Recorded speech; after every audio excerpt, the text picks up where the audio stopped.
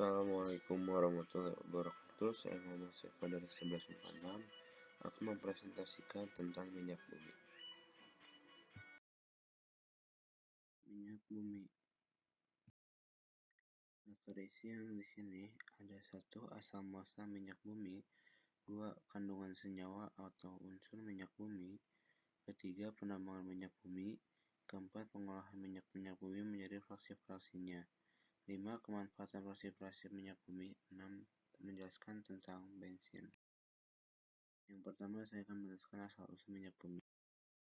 Asal-usul minyak bumi, gas alam, dan batu bara berasal dari pelapukan sisa-sisa makhluk hidup, sehingga disebut dengan bahan bakar fosil. Proses pembentukannya memerlukan waktu yang sangat lama sehingga termasuk sumber daya alam yang tidak dapat diperbarui. 2. Kandungan senyawa atau unsur dalam minyak bumi. Kandungan senyawa atau unsur dalam minyak bumi, komponen penyusun minyak bumi dengan persentase tertinggi adalah hidrokarbon. Unsur karbon sendiri dalam minyak bumi bisa mencapai 82-87%. Komponen berikutnya diikuti dengan hidrogen dengan persentase 11-15%. Sedangkan kandungan oksigen, nitrogen, dan sulfur dalam jumlah kecil. Ketiga komponen tersebut terakhir jarang melebihi masing-masing 1,5%. Selain itu, terdapat pula kandungan logam di dalam minyak bumi, namun tidak lebih dari 0,1%. 3. Penambangan minyak bumi. Secara garis besar, proses penambangan minyak dimulai dengan penggalian sumur, memisahkan minyak, gas, dan air, lalu mengekspornya dalam bentuk minyak mentah, atau diolah menjadi bahan bakar siap pakai. Adapun ke tempat wilayah penghasil minyak bumi itulah adalah Sumatera, Laut Jawa, Kalimantan Timur, dan Kepulauan Natuna. 4. Pengolahan minyak bumi menjadi fraksi-fraksinya. Pengolahan minyak bumi dilakukan dengan kilang minyak yang melalui 2 tahap. Pengolahan tahap pertama, primary processing, dilakukan dengan cara distilasi bertingkatan. Pengolahan tahap kedua, secondary processing, dilakukan dengan berbagai cara. Pengolahan tahap pertama. Pengolahan minyak bumi tahap pertama dilakukan dengan distilasi bertingkat, yaitu proses distilasi berulang-ulang sehingga didapatkan berbagai macam hasil berdasarkan perbedaan titik didihnya. Hasil pada proses distilasi bertingkat ini meliputi yang pertama, fraksi pertama menghasilkan gas yang pada akhirnya dicairkan kembali dan dikenal dengan nama LPG atau liquefied petroleum gas. LPG digunakan untuk bahan bakar kompor gas dan mobil BBG, atau diolah lebih lanjut menjadi bahan kimia lainnya. 2. Fraksi kedua disebut nafta atau gas bumi. Nafta tidak dapat langsung digunakan, tetapi diolah lebih lanjut pada tahap kedua menjadi bensin premium atau bahan petrokimia yang lain. Nafta sering disebut juga sebagai bensin berat. Fraksi yang ketiga atau fraksi tengah selanjutnya dibuat menjadi kerosin atau minyak tanah dan aftur atau bahan bakar pesawat jet. Yang keempat, atau yang terakhir, sering disebut solar yang digunakan sebagai bahan bakar mesin diesel. Fraksi kelima atau disebut residu yang berisi hidrokarbon rantai panjang dan dapat diolah lebih lanjut pada tahap kedua menjadi berbagai senyawa karbon lainnya, dan sisanya sebagai aspal dan lilin. Pengolahan tahap kedua.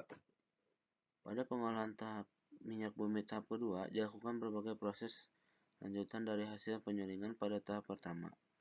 Proses-proses tersebut meliputi yang pertama, perengkahan atau cracking. Pada proses perengkahan dilakukan perubahan struktur kimia senyawa-senyawa hidrokarbon yang meliputi pemecahan rantai, alkilasi, pembentukan alkil, polimerisasi atau penggabungan rantai karbon, reformasi atau perubahan struktur, dan isomerisasi atau perubahan isomer. Yang kedua, proses ekstraksi. Pembersihan produk dengan menggunakan pelarut sehingga didapatkan hasil lebih banyak dengan mutu lebih baik. Yang ketiga, proses kristalisasi. Proses pemisahan produk-produk melalui perbedaan titik cairnya, misalnya dari pemurnian solar melalui proses pendinginan, penekanan, dan penyaringan akan diperoleh produk sampingan lilin. Pembersihan dari kontaminasi atau treating pada proses pengolahan tahap pertama dan tahap kedua sering terjadi kontaminasi atau pengotoran. Kotoran-kotoran ini harus dibersihkan dengan cara menambahkan soda kaustik atau NaOH, tanah liat, atau hidrogenasi. Hasil proses tahap kedua ini dapat dikelompokkan berdasarkan titik didih dan jumlah atom korban pembentuk rantai karbonnya. Tabel beberapa fraksi hasil pengolahan minyak bumi dan kegunaannya. Berikut ini adalah tabel-tabelnya. Titik didih kurang dari 20 Celcius derajat. Jumlah atom karbonnya C1 sampai C4. Kegunaannya bahan bakar gas dikenal sebagai LPG, bahan baku pembuatan berbagai produk petrokimia.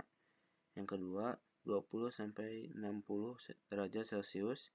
Jumlah atom karbonnya C5 sampai C6. Dikenal sebagai petroleum ether, merupakan pelarut nonpolar digunakan sebagai cairan pembersih. Yang ketiga, 60 sampai 100 derajat Celcius. Jumlah atom karbonnya C6, C7. Glycerolin atau nafta, pelarut nonpolar dan cairan pembersih.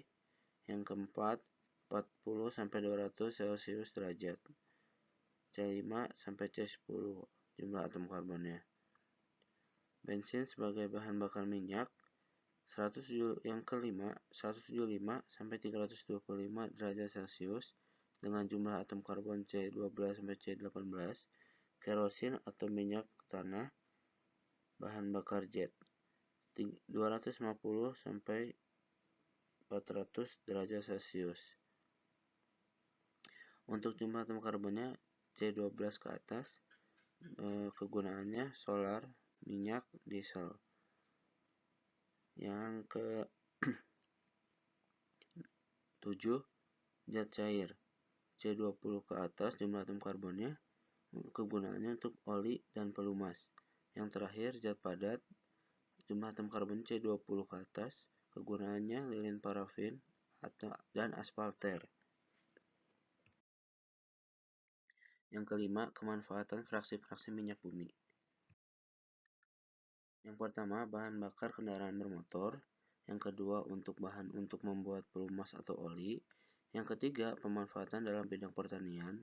Keempat, bahan baku dalam pembuatan produk deterjen, pewarna, dan lain-lain. 5. Bahan baku dalam pembuatan plastik cat dan lain-lain. 6. Bahan baku dalam pembuatan produk farmasi dan kosmetik. 7. Bahan baku dalam pembuatan karya. 8. Sumber pemanasan dan pencahayaan. 9. Digunakan dalam pembuatan aspal. 10. Digunakan dalam pembuatan lilin. Yang keenam, bensin. Bensin merupakan bahan bakar kendaraan bermotor yang memiliki peran penting di Indonesia.